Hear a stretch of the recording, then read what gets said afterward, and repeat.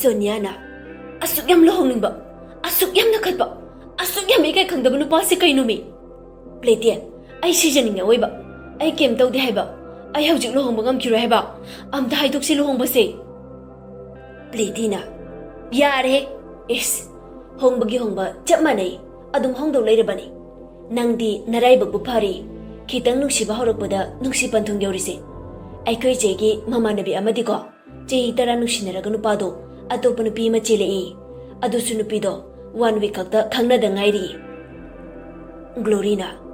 nangsu adumaina tawba pamade luhongbase chehi tara yaithoktoiba Soniana ngamara ai adum hongjarage thamoy mu kaibaga tale Pleidina sia khatbadi mawana tade matuna hindi do tawre awuba aikhoyona ikai sangoi hangi tawrise Soniana taningde noeni su hayeng haidokpa chalhala sai bro Pleidina life in coma do khangbrana Soniana yam nungai bani nang leining bro Glorina yare tumna batawrase ngarang dagi charam thaklamga amta khangaktre Soniana noidagi aine hena khangdrine achapo chaba yaba khitabiro chakpok thandeba ikai be khitang charei Glorina noi superhit mother in law na nangi mayam purakpani asidagi chaningba khalaga puro aikhoiga chanaba Sonia manem thajina purakpa achapo singdagi kari no khara lawthoaga magi room da changai Pleidina nangna ahanba oiramni chenba thilakpada chakla mena nupa mayamdagi purakpa chapot ka charisi Soniana noina khangda tawrini sigi khuase noi anidi naraiba bu phare aikhoida oidonina Pleidina taningdi yare chadoi du charagane tungro aikhoi thabak yam yame nangi awun potki lisem doine Soniana phamung amatang puro hai hayeng mai khatnarasu tongan tumdana ba hairakpani Glorina I ngarang no makhak leminauraga yumbalon phajana tambire ini side Pleidina phamung amatang kai nasa yaurakanda kaida tumge haino Soniana ho phamung do lam tara muk chawba ama piro icha duga tharo onge karino khangdemi noi thokpa tawro ai tume adugane noigi arembada paisa mangan bi thabak to tawrakanu ko Glorina phamung ama goddess ama dressing table ama Lucas ki khudayama nangi phaneng ama pukhamani tingkorani asiyarba Soniana adudi noina waduda haragane hekpu halu Pleidina adoidine chagat nga kanu aikhoina thokpa tawge tumu yar waramani ngarang dagi ahing tumamarui Soniana ho tumage good night inama ani Pleidina chilubadagi khatpa jengalai komagi punchido kawdaba pai Soniana Chinese khajing tamo kapchet pido wahaning diye Glorina nang tumaubana pharani Tanjaduda Aruna lai Arunana kai hainare noi ahom lohongbase yam thogadaba mali nana kari pame haibado noi masen tanaro potharo waramani hairam laga chatkre Sonia su tumthakre Pleiti ga Glory ga su awun potki le semlam laga tumthakre nongale mathangi numit ne nganba Sonia gi yumda lai nganba na Anthony tadro kanam leitro mama Jan Pleidina dangan ba chango mama di kaithel da kagi bani dayang thoninga daro hana office Sonia le kau thorake Sonia su tholei dangan ba kai paule re ngan bana ichalgi kai leyu haino hangelak pani aina wana le khong somjarak laga sajibu gi angau bonong leina humkhrabi le rangse lama khangda bangla dra khalu bani adubu sanagi konung da satlare ne Soniana as ikai sacrifice yam tawkidaina namitu de aduga ngasina kochi thangba wa hai ngan bana lakna banaina apamba mudi hayo ayu ngan tala aga thabak tawba yawru lao lage ado chaibudo aigi custody da lere nang chathopa nuai tabra ai kai sukhande da hawjik chanuse ai lo silage adu haraga Sonia phirolo chinduna tholai mina ubada khangdana ba marks amade scarf amana mamai da loina khomlei Sonia Pleiti da wa sinnaram laga ngan baga tholai Nganbana gari thauduna chaibabu thamliba mafamdu phawba lai. Sonia mafamdu yobaga marks tu lauthorei aduga hairei. Aina hangliba wahang kudingi chapchaba bakhumpiro. Aigi pabung hatpagi mastermind chakanano. Chaibana narilyam na lerade nasana ngamnaba thiyo. Sonia na aibu hospital da hatnaba hotnabagi maramna kaige. Chaibana aibu hatnaba swalo. Aduga aina asingba haini haibadude kaidangnungda khalunu. Sonia na danganba magi phone kaina piro. Nganba Sonia da chaibagi phone du pirei. Sonia mamit mana joidana wakal ani longdana phone du da thawai hakchang lupduna makeup khara laikri. Ngayak adumna lairaba matung Sonia gi maithong du momon minok tamlai.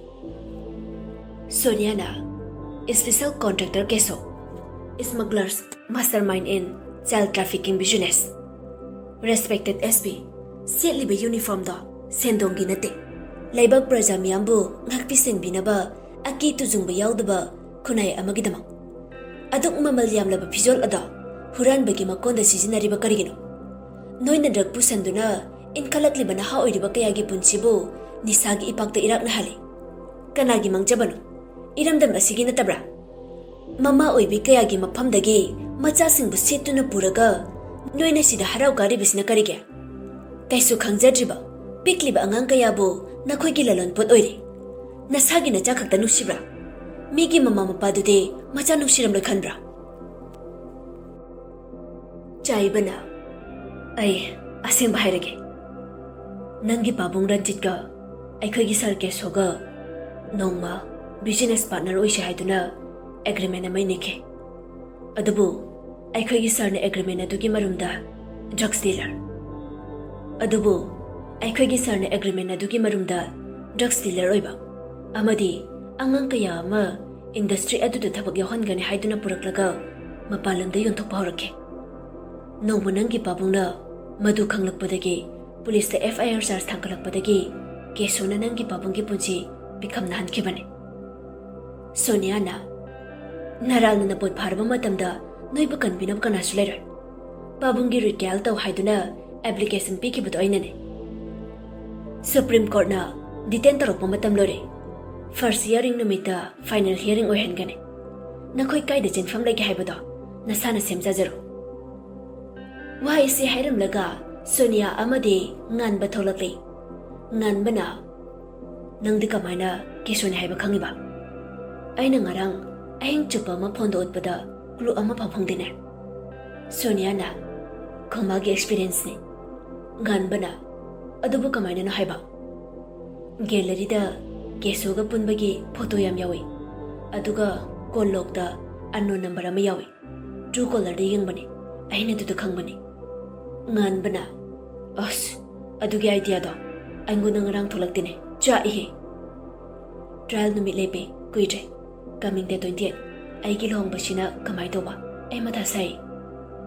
thokpa malak jarane ado nangi next step se kainu long ba kesogi di kamai doba game ta tawra trial hayeng ne haibada sumon than gane natrabadi masana thokna bonarakani. Nganbana yare graduation ka tawrana na aikhoi team da join tawru lo nanguma mayam leridine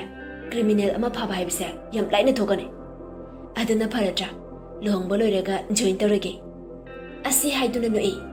nganba Sonia bu mayumda thanamlaga abesna lumba amuk chatkre. Platina anbire edana Sonia na Lucas Pantorambra tawra me aina masangam dena tumgi haijan kibane. Thank you inama. Masi hairaga plate ki khajai de siklam laga changkre. Somdana Neru Marina Delphi hanagi matagum college adumak chali. Neru Sonia leitrabanina matom talai. Mayumdagi thaudorakpaga Monex lerami. Neru na Monex nangdi sidaka na ngairiba. Monex na thamoy da hangkibo hangduge pakhum thibalak jabane. Neru na thamoy di maru suthok tana kamaina pakhum biduba. ꯊꯃꯣꯏꯗ ꯐꯥꯎꯔꯛꯄꯗꯣ ꯆꯤꯟꯕꯥꯜꯗꯒꯤ ꯍꯥꯏꯕ ꯌꯥꯕꯅꯤ ꯊꯃꯣꯏꯅ ꯅꯨꯡꯁꯤ ꯍꯥꯏꯔꯤ ꯑꯁꯦꯡꯕꯒꯤ ꯅꯠꯇꯦ ꯁꯣꯏꯕꯅꯤ ꯃꯥꯅꯤ ꯅꯨꯡꯁꯤ ꯅꯠꯇꯦ ꯀꯣꯂꯦꯖ ꯆꯠꯂꯁꯤ ꯂꯥꯛꯑꯣ ꯑꯗꯨ ꯍꯥꯏꯔꯝꯂꯒ ꯅꯤꯔꯨ ꯒꯥꯔꯤ ꯊꯧꯗꯨꯅ ꯆꯠꯈ꯭ꯔꯦ ꯃꯣꯅꯦꯛꯁ ꯅꯣꯛꯂꯗꯨꯅ ꯅꯤꯔꯨꯒꯤ ꯒꯥꯔꯤ ꯃꯅꯤꯡꯗ ꯇꯞꯅ ꯏꯟꯅꯔꯛꯏ ꯁꯣꯝꯗꯅ ꯑꯃꯨꯛ ꯃꯦꯛꯁ ꯔꯤꯃꯥꯒ ꯈꯠꯅꯔꯝꯃꯤ ꯃꯦꯛꯁꯅ ꯑꯩꯅ ꯍꯥꯏꯕ ꯑꯝꯇ ꯌꯥꯗ꯭ꯔꯤꯁꯦ ꯀꯩꯒꯤꯅꯣꯅ ꯑꯦꯛꯖꯥꯝꯁꯤꯗ ꯂꯣꯏꯈꯤꯁꯦ ꯍꯥꯏꯕꯅꯤ ꯅꯪꯕꯣ ꯃꯤꯒꯤꯗꯤ ꯌꯥꯝ ꯀꯣꯑꯣꯄꯔꯦꯁꯟ ꯄꯤꯅꯩ ꯑꯩꯈꯣꯏꯗꯤ ꯅꯥꯀꯟ ꯑꯃ ꯍꯣꯠꯇ꯭ꯔꯣꯡ ꯍꯣꯔꯦ ꯃꯤꯗꯤ ꯆꯦꯟꯈ꯭ꯔꯦ ꯑꯩꯅ ꯂꯨꯀꯥꯁꯇꯒꯤ ꯍꯥꯠꯂꯒ ꯇ꯭ꯋꯤꯟꯁ ꯑꯣꯏꯕꯩ ꯃꯥꯅ ꯀꯣꯟꯅ ꯄꯣꯛꯄꯒꯤ ꯇꯥꯃꯣ ꯀꯧꯍꯜꯂꯦ ꯑꯗꯨꯒꯤ ꯑꯩꯒꯤ ꯏꯆꯥꯅ ꯃꯥꯒꯤ ꯃꯆꯥꯗꯒꯤ ꯍꯥꯟꯅ ꯄꯣꯛꯑꯒ ꯂꯃꯟ ꯈꯨꯝꯒꯦ ꯇꯧꯔꯒ ꯅꯨꯄꯤ ꯅꯪ ꯌꯥꯝ ꯐꯠꯇꯦ ꯍꯩꯃꯥ ꯀꯩꯅꯤꯒꯤ ꯁꯤꯗꯤ ꯀꯩꯅꯣꯝꯃ ꯇꯧꯔꯝꯃꯦꯅ ꯂꯨꯀꯥꯁ ꯅꯨꯄꯤ ꯆꯦꯟꯈꯤꯕꯗꯒꯤ ꯍꯣ ꯇꯧꯔꯦ ꯀꯩꯅꯣꯝꯇ ꯅꯠꯇꯦ ꯂꯣꯏ ꯇꯧꯔꯦ ꯆꯦꯜꯂꯁꯤ ꯍꯥꯏꯕꯅꯦ ꯅꯪꯕꯣ ꯍꯣ ꯌꯥꯔꯦ ꯍꯣꯔꯦꯟ ꯆꯦꯜꯂꯁꯤ ꯌꯥꯔꯦ ꯅꯪꯒ ꯉꯥꯡꯅꯗꯣꯏ ꯁꯔꯨꯛꯅꯦ ꯆꯦꯜꯂꯁꯤ ꯌꯥꯔꯦ ꯀꯩꯗꯧꯔꯨꯅꯤꯒꯦ ꯅꯣꯏꯗ ꯂꯩꯔꯒ ꯑꯦꯛꯖꯥꯝ ꯄꯨꯂꯞ ꯍꯦꯛ ꯆꯠꯄ ꯍꯥꯏꯗꯨꯅꯤ ꯆꯦ ꯁꯣꯅꯤꯌꯥꯗ ꯂꯥꯏꯔꯤꯛ ꯇꯥꯛꯍꯜꯂꯒ ꯂꯣꯏꯔꯦ ꯑꯁ ꯑꯗꯨꯅꯤꯗꯅ ꯅꯨꯡꯉꯥꯏꯔꯦ ꯑꯗꯨꯗꯤ ꯍꯣꯔꯦꯟ ꯆꯦꯜꯂꯁꯤꯀꯣ ꯂꯩꯔꯣ ꯐꯖꯅ ꯁꯣꯝꯗꯅ ꯑꯃꯨꯛ ꯉꯥꯟꯕ ꯑꯕꯦꯁꯅꯥꯒꯤ ꯂꯩꯀꯥꯏꯗ ꯂꯥꯛꯏ ꯐꯣꯟ ꯂꯧꯊꯣꯛꯇꯨꯅ ꯀꯣꯜ ꯇꯧꯏ ꯑꯕꯦꯁꯅꯥꯅ ꯍꯦꯜꯂꯣ ꯊꯣꯛꯂꯛꯑꯣ ꯑꯃꯇ ꯎꯅꯁꯤ ꯇꯜꯂꯤ ꯀꯥꯏ ꯉꯝꯃꯣꯏꯌꯦ ꯑꯗꯨꯗꯤ ꯅꯣꯏ ꯁꯨꯃꯥꯡꯗ ꯑꯩ ꯂꯥꯛꯑꯒ ꯂꯦꯞꯀꯦ ꯑꯗꯨꯒ ꯅꯪ ꯄꯔꯗꯥ ꯃꯔꯝꯗꯒꯤ ꯌꯦꯡꯂꯣ ꯌꯥꯕ꯭ꯔꯥ ꯑꯕꯦꯁꯅꯥꯅ ꯑꯁꯤ ꯑꯗꯨꯝ ꯍꯟꯖꯤꯟ ꯍꯟꯖꯤꯟ ꯍꯥꯏ ꯅꯣꯡꯃꯈꯛ ꯌꯦꯡꯉꯨꯕꯒꯤ ꯂꯩꯔꯝꯃꯣ ꯑꯩ ꯊꯣꯛꯂꯛꯑꯒꯦ ꯑꯗꯨꯗꯤ ꯉꯥꯟꯕꯅ ꯍꯣꯏ ꯌꯥꯝ ꯀꯦꯔꯛꯀꯅꯨꯀꯣ ꯅꯪꯒꯤ ꯆꯝꯅ ꯐꯖꯕꯗꯨꯅ ꯍꯦꯜꯂꯦ ꯅꯨꯡꯁꯤ ꯌꯥꯔꯦ ꯉꯥꯎꯁꯤꯟꯅꯔꯛꯀꯅꯨ ꯑꯩ ꯊꯣꯛꯂꯛꯑꯒꯦ ꯊꯝꯃꯦꯀꯣ ꯑꯕꯦꯁꯅꯥ ꯂꯣꯏꯁꯤꯟꯗꯨꯅ ꯊꯣꯛꯂꯛꯏ ꯉꯥꯟꯕꯅ ꯀꯦꯔꯛꯀꯅꯨ ꯍꯥꯏꯕꯒꯤ ꯀꯦꯗꯕ ꯅꯠꯇꯦ ꯃꯁꯥꯒꯤ ꯀꯦꯕ ꯍꯩꯇꯕꯒꯤ ꯑꯗꯨꯝ ꯆꯝꯅ ꯊꯣꯛꯂꯛꯏ ꯉꯥꯟꯕꯅ ꯌꯥꯝ ꯐꯖꯩꯀꯣ ꯑꯩꯒꯤ ꯈꯣꯡꯕꯤ ꯀꯥꯏꯁꯦ ꯑꯗꯨꯏ ꯃꯤꯡꯗꯣ ꯑꯁꯨꯝ ꯀꯧꯗꯣꯏ ꯑꯣꯏꯔꯗꯤ ꯌꯥꯔꯦ ꯀꯩꯝꯇ ꯍꯥꯏꯕꯤꯔꯛꯑꯅꯨ ꯁꯥꯃꯨꯃꯥ ꯀꯧ ꯍꯥꯏꯔꯣ ꯑꯗꯨꯗꯤ ꯍꯣ ꯁꯥꯃꯨꯄꯥ ꯑꯗꯨ ꯍꯥꯏꯔꯒ ꯑꯕꯦꯁꯅ ꯒꯥꯔꯤꯗ ꯀꯥꯈꯠꯂꯤ ꯑꯗꯨꯒ ꯉꯥꯟꯕꯅ ꯊꯧꯗꯨꯅ ꯆꯠꯈ꯭ꯔꯦ ꯉꯥꯟꯕꯅ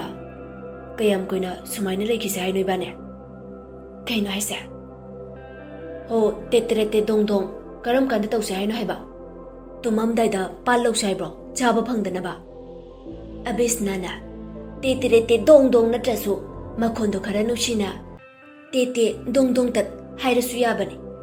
ꯇꯨꯝꯃꯝꯗꯥꯏꯗ ꯑꯣꯏꯔꯁꯨ ꯄ꯭ꯔꯦꯁꯔ ꯀꯨꯀꯔꯗ ꯐꯨꯠꯂꯗꯤ ꯑꯗꯨꯝ ꯊꯨꯅ ꯃꯨꯟꯕꯅꯤ ꯉꯥꯟꯕꯅ ꯅꯨꯄꯤ ꯅꯣꯏꯒꯤ ꯆꯤꯟꯁꯤꯗꯤ ꯉꯥꯡꯅ ꯉꯝꯖꯄꯣꯟꯇꯦꯗ ꯑꯕꯦꯁꯅ ꯌꯥꯔꯛꯇ ꯉꯥꯡꯂꯒ ꯍꯥꯏꯔꯛꯏ ꯅꯨꯄꯥꯗꯤ ꯊꯣꯛꯆꯗ꯭ꯔꯒ ꯑꯩꯉꯣꯟꯗ ꯁꯨꯝ ꯍꯥꯏ ꯀꯩꯅꯣ ꯈꯪꯗꯦꯃꯤ ꯀꯩꯅꯣ ꯃꯨꯔꯨꯝ ꯃꯨꯔꯨꯝ ꯁꯣꯜꯂꯤꯗꯨꯅ ꯑꯣ ꯑꯩꯈꯣꯏ ꯊꯣꯏꯁꯨ ꯍꯣꯁꯇꯦꯜꯗ ꯂꯩꯈ꯭ꯔꯅꯤ ꯌꯨꯝꯗ ꯏꯇꯣꯝꯇ ꯂꯩꯗꯣꯏꯁꯦ ꯊꯋꯥꯏ ꯅꯨꯡꯉꯥꯏꯇꯦ ꯍꯥꯏꯕꯅꯤꯗ ꯉꯥꯟꯕ ꯑꯕꯦꯁꯅꯥꯒꯤ ꯋꯥꯍꯩꯗ ꯅꯣꯛꯐꯦꯠ ꯇꯧꯏ ꯑꯗꯨꯒ ꯍꯥꯏꯔꯛꯏ ꯑꯩꯈꯣꯏ ꯏꯇꯩꯃꯒ ꯄꯨꯟꯅ ꯂꯩꯔꯁꯤ ꯑꯩꯈꯣꯏꯗ ꯑꯗꯨꯗꯤ ꯑꯕꯦꯁꯅꯥꯅ ꯒꯥꯔꯤ ꯆꯨꯝꯅ ꯊꯧꯕꯤꯌꯨ ꯅꯃꯤꯠꯅ ꯅꯥꯆꯣꯏꯅꯣ ꯍꯥꯏꯅ ꯑꯩꯈꯣꯏ ꯁꯥꯃꯨꯄꯥꯒꯤ ꯄꯨꯛꯅꯤꯡ ꯁꯥꯃꯨꯃꯥ ꯑꯩꯅ ꯁꯣꯔꯣ ꯁꯣꯔꯣ ꯆꯤꯡꯁꯤꯟꯖꯔꯤ ꯉꯥꯟꯕ ꯋꯥ ꯃꯈꯥ ꯇꯥꯗ꯭ꯔꯤ ꯒꯥꯔꯤꯗꯨ ꯐꯖꯅ ꯊꯧꯈ꯭ꯔꯦ ꯃꯥꯏꯀꯦꯜꯅ ꯀꯩꯅꯣ ꯅꯪꯕꯣ ꯑꯁ ꯅꯣꯡꯇ ꯅꯨꯡꯁꯤꯅ ꯍꯥꯏꯕ ꯍꯩꯇ꯭ꯔꯣ ꯃꯦꯔꯤꯅꯥꯅ ꯀꯔꯤ ꯅꯨꯡꯁꯤꯕꯅꯣ ꯀꯣꯟꯅ ꯅꯨꯡꯁꯤꯒꯦ ꯑꯗꯨꯝ ꯅꯪꯕꯨ ꯀ꯭ꯂꯥꯁ ꯆꯠꯇꯣꯏ ꯅꯠꯇ꯭ꯔꯣ ꯆꯠꯂꯣ ꯌꯥꯔꯦ ꯑꯁ ꯃꯁꯤ ꯊꯧꯔꯥꯅꯤ ꯏꯁꯧ ꯂꯥꯡꯕꯤꯁꯤꯗꯤ ꯍꯣꯏ ꯊꯝꯃꯒꯦ ꯕꯤꯀꯥꯁꯅ ꯗꯦꯜꯐꯦ ꯅꯪꯕꯨ ꯃꯦꯆ꯭ꯌꯣꯔ ꯈꯤꯇ ꯑꯣꯏꯌꯨ ꯀꯩꯗꯧꯒꯦ ꯗꯦꯜꯐꯤꯅ ꯑꯗꯨꯃꯥꯏ ꯆꯦꯁꯤꯜꯂꯛꯀꯅꯣꯕ ꯁꯤꯕꯨ ꯑꯣꯏꯅꯔꯣ ꯑꯩ ꯋꯥꯈꯜ ꯑꯃꯃꯨꯛ ꯈꯟꯕ ꯉꯝꯗꯦꯕ ꯅꯪ ꯈꯪꯉꯤ ꯅꯠꯇ꯭ꯔꯣ ꯕꯤꯀꯥꯁꯅ ꯑꯗꯨ ꯉꯝꯅꯕ ꯇꯧ ꯍꯥꯏꯕ ꯗꯦꯜꯐꯦ ꯀꯣ ꯅꯨꯡꯁꯤꯕꯅꯦꯕ ꯗꯦꯜꯐꯤꯅ ꯍꯣꯏ ꯇꯝꯒꯦ ꯁꯥꯎꯔꯅꯣꯕ ꯑꯩ ꯀ꯭ꯂꯥꯁ ꯇꯧꯗꯣꯔꯦ ꯊꯝꯃꯒꯦꯀꯣ ꯂꯚ ꯌꯨ ꯁꯣꯝꯗꯅ ꯂꯨꯀꯥꯁ ꯁꯣꯅꯤꯌꯥꯒ ꯋꯥꯔꯤ ꯁꯥꯟꯅꯔꯝꯃꯤ ꯂꯨꯀꯥꯁꯅ ꯃꯥꯏ ꯋꯥꯏꯜ ꯋꯥꯏꯐ ꯃꯥꯏ ꯆꯥꯏꯅꯤꯁ ꯈꯖꯤꯡ ꯇꯥꯃꯣ ꯀꯞꯆꯦꯠꯄ ꯂꯨꯀꯥꯁꯅ ꯃꯤ ꯎꯁꯤꯗ꯭ꯔꯤꯔꯣ ꯀꯞꯀꯦꯔꯣ ꯁꯣꯅꯤꯌꯥꯅ ꯑꯩꯕꯨ ꯋꯥꯏꯜ ꯋꯥꯏꯐ ꯍꯥꯏꯗꯤ ꯀꯩꯅꯣ ꯂꯨꯀꯥꯁꯅ ꯋꯥꯏꯜꯗ ꯅꯠꯇꯦ ꯕꯦꯔꯤ ꯕꯦꯔꯤ ꯋꯥꯏꯜꯅꯤ ꯑꯗꯣ ꯑꯩꯅ ꯐꯃꯨꯡ ꯑꯃꯇꯪ ꯄꯨꯔꯛꯑꯣ ꯍꯥꯏꯕꯗꯣ ꯀꯥꯎꯅꯤꯀꯣ ꯁꯣꯅꯤꯌꯥꯅ ꯏꯀꯥꯏꯕ ꯈꯔ ꯈꯪꯉꯨ ꯅꯪꯅ ꯄ꯭ꯂꯦꯇꯤꯗ ꯊꯥꯔꯝꯃꯤꯕ ꯃꯦꯁꯦꯖꯇꯨꯅ ꯀꯩꯅꯣ ꯆꯨꯝꯕꯨ ꯆꯨꯝꯗ꯭ꯔꯣ ꯅꯪꯕꯨ ꯒꯨꯂꯤ ꯆꯥꯍꯧꯕ꯭ꯔꯣ ꯑꯝꯇ ꯍꯥꯏꯌꯨꯅꯦ ꯁꯣꯅꯤꯌꯥ ꯀꯟꯅ ꯂꯥꯎꯈꯠꯂꯛꯏ ꯂꯨꯀꯥꯁ ꯊꯥꯅꯤꯡꯗꯦ ꯍꯥꯏꯕꯅꯦ ꯅꯪ ꯅꯀꯣꯛ ꯆꯥꯛꯂꯛꯀꯅꯨꯀꯣ ꯁꯤꯅꯤꯍꯦ ꯅꯪ ꯍꯦ ꯀꯟꯅ ꯂꯥꯎꯒꯅꯨ ꯏꯆꯥꯅ ꯁꯥꯎꯅꯤꯌꯦ ꯅꯪꯒ ꯃꯥꯟꯅꯗꯣꯏ ꯁꯔꯨꯛꯅꯦ ꯑꯩ ꯋꯥꯒ ꯑꯝꯇ ꯉꯥꯡꯉꯔꯣꯏ ꯇꯟꯖꯥꯗꯨꯗ ꯊꯥꯖ ꯂꯨꯀꯥꯁꯇ ꯍꯥꯏꯔꯛꯏ ꯏꯃꯥꯎ ꯅꯨꯄꯤꯒꯅꯦ ꯋꯥꯔꯤ ꯑꯝꯇ ꯁꯥꯒꯦ ꯐꯣꯟꯗꯣ ꯄꯤꯔꯛꯑꯣ ꯍꯥꯏꯔꯒ ꯂꯨꯀꯥꯁꯇꯒꯤ ꯃꯣꯜꯂꯤ ꯊꯥꯖꯅ 이베마 자가 자라브로 소니아나 자리 마마 레이브로 와리 임다 사기 바헬라케라 어이 마마 바헬라케 아두 하이라가 아루나다 폰도 피레이 아루나나 할로 타자 이나마 앙앙싱기 코티도 ngasay yenglubani lakliba tangkuni thoida amaga kunmangada amaga pirei ado mapabungoy tharaga waloy salhalasi haibabu Arunana luhongbasu kuidrabanina amuk lakthok laksin tawgadoi saruk ahanba piba jatra date 22 da oina tawrasi matamsu yam leitre aduna thabak tawthoroisi thajana kaisu kaide inamane si phai haibado aikhoigidi adum yajare adudi inama angang masin amuk wari sanazarasano thajasu lukasta phone pirei arunasu majanupida phone do piramlaga chetkri Sonia Tabro kaiti kaino tamo hayo naptana nupinang tamo Lucas kapchet pa nang nungay ni yengodana chakto chabi khangidana tanu kauraga pijo khubak sina ne on dana tharadi nang nungay ni ngasi ichana mapase isaw yam langi hayani ai nangunda kaimta tawkhide ko thuna lohongna ba haijan bane nungay breng nangna sum oida ba haijan bado 오이더부도 아슬링보 오헨지 하이브로 하 야레 탐하게 타박 도르게 아두 하이라가 폰도 탐크리 폰 핵 탐키바가 루카스다 unknown number ama 콜라이 unknown number calling Lucas number duda ngayak yengi aduga call do receive tawi hello kana oibirabano nupi khonjelda yam tapna hairi Somgi mistress oigadoriba Sonia ga somga amakta punna lakbiba yagadra maramdi ai kona haijarage moirang khomge charcoal da ngaijaramge wai se hairaga call du thamkri Lucas nge haktang wakal tumina khali aduga Sonia da call torai ghar mantri calling Sonia na hello nate ai lai thuna loshalaga tholo thabam ta jaminasi yam thurabani ko thame Sonia wa haige tawbaga nanghaude phone du thamkhibana hali somdana amo gitana icha pokpagi mahayale aina kanada kari pap tawbana no nangbo aigi icha oiramise imaise nongkhatuna setpa ngamdre nachana hairi khai makhoi pabung su tawi adunadi karaidagi aphaba icha haibudu oidorige kesona hey mama haujik matam side migi mamito Kothoga isada panjinba matamne tawjasanu icha matumtani ichagi apamba phangdaba yade lohongba matam lepe kaina tawjasaido nungaini akhak araw nanghange ikheng lakta kundo parengdo maina hukna jani tanuna yare baba ima noi ani makto ai taba ngamji kanamtar haiba wa ai taninde noi gi thokpa tawro aisu ai gi lambi isana simjage yare asi hairam laga tanu gari thauduna chatkre gitana aidine phattanung de hekthokpada aibu phate haibiragana aphaba tawse haibada yadaba nangonda aibu thajaraiba aigi ima ipa do ina warwe asi hairaga gita su imung da chanki keso kana gumba amada call tawi keso na hai noi Alex ka chaibaga ge kai paudage nupaduna sir kaisu thoidokpa atopa amada tade Alexu adum tur chatke aduga sir chaibade Delhi da moi office ke conference ama chali hare atopa ahenba khudong thiba amata yawdaba male kesona amabu oire nupi majado yam singbani noi ekhoi gi kokna lamba phangdaba wakhal yamna khanbai bani lohongba koi dre habani noi na by any means yum ani makta bom fit tawraga akhak arawna hankadaba noi na pamba sel aina loina pigani nupaduna hoi sir ge apambudo aikhoi pangdok jarige